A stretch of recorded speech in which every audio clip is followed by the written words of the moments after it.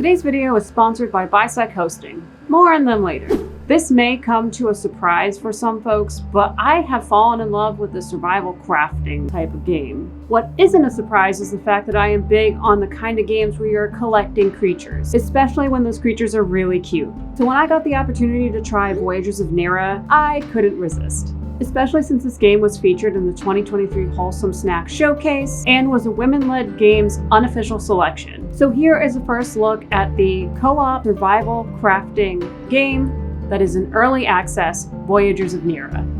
Welcome back to my corner of the internet. Before we get to today's first look, I'm excited to say that this video is sponsored by Bisect Hosting. They're an approved hosting provider for Voyagers of Nera and offer more than 99 different games as well. So if you and your friends are looking to play a game or a few together, and at any time of day, not just when one person who is hosting is around, Bisect Hosting might be a great option for you. You can find their website below in the description.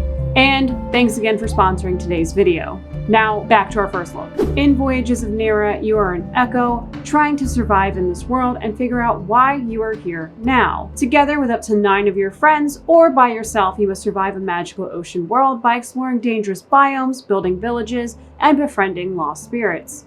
This game has a blend of underwater combat, sailing, surfing, and base building mechanics. You also have to rescue spirits in order to unlock certain abilities, recipes, and companions. Also, by rescuing these spirits, you and your friends are building a spirit sanctuary. There, you can have some spirits help around the sanctuary while others become your companion on adventures, and finally, some can grant some game-changing abilities.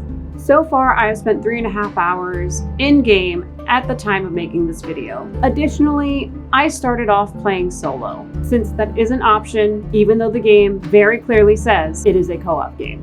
From my time streaming this game, it runs smoothly with no issues. While I mostly stayed on medium for my settings, it looked great even on the lower settings. Gameplay-wise, it has shared qualities of survival crafting games like hunger, being cold at night outside, and having to forage for survival. Even with all of that, this game is still really relaxing. The music creates a soothing atmosphere, especially when you are sailing the ocean. And as an added bonus, the music is DMCA safe, so for folks looking to broadcast your gameplay, you don't need to worry. There is combat in this game with a few different weapon types and some magical abilities, of course. And you get these abilities by rescuing and finding the lost spirits. The combat is straightforward, smack whatever it is you're fighting and then dodge.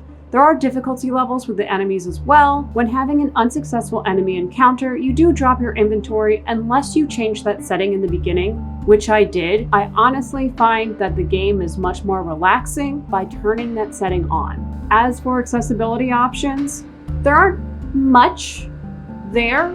So I am kind of disappointed there aren't much in the way of accessibility options right now. I am pretty forgiving, it is early access. All that aside, during my time playing the game, I really did enjoy it. Where you need to place frames down for floorings and walls. I did enjoy that you don't need everything in your inventory to build something. It shows what you needed to complete it if you couldn't immediately finish said item. I also enjoyed that items you gathered were generated on their own, which means you don't have to worry about farming. Look, I like games with farming. However, it's really nice to play a game with other survival and crafting mechanics where farming isn't the main thing. It's a lovely break. Plus, I'm one to believe that it is okay to have a cozier game that doesn't have farming. Not every cozy game needs a farming part to it. Now, I will say I did struggle with a handful of things. The biggest part I struggled with was sailing. Sailing does feel very two-player oriented at minimum. However, once I figured it out with the help of chat, it really wasn't that bad. Overall though, it's something that I clearly can see myself enjoying with friends and having a good time and not feeling too stressed out like playing some other co-op games. But also, I can play this by myself and be perfectly content building my little spirit sanctuary. I do really love the art, the graphics. I think it looks absolutely beautiful and stunning, and I can't wait to hear more of the soundtrack and the music, especially since it was so relaxing after a long day. I am also excited to see what they're doing for the holiday season, since they already said they're going to have some stuff out for the holiday season for this year and have stuff for 2026 as well. I'm also excited to see how they implement player feedback in the future.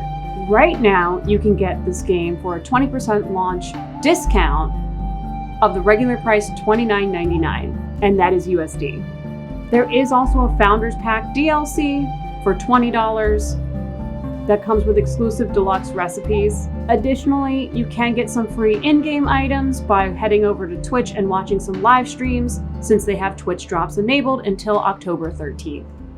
And as a reminder, this wholesome game is early access, so you may find some bugs. It is not a full release, but the devs are actively working on it. I hope you enjoyed this video. If you did, like the video, subscribe to the channel. Thank you again for Bisec Hosting for sponsoring this video today, and I will see you next time. Okay, thanks, bye-bye!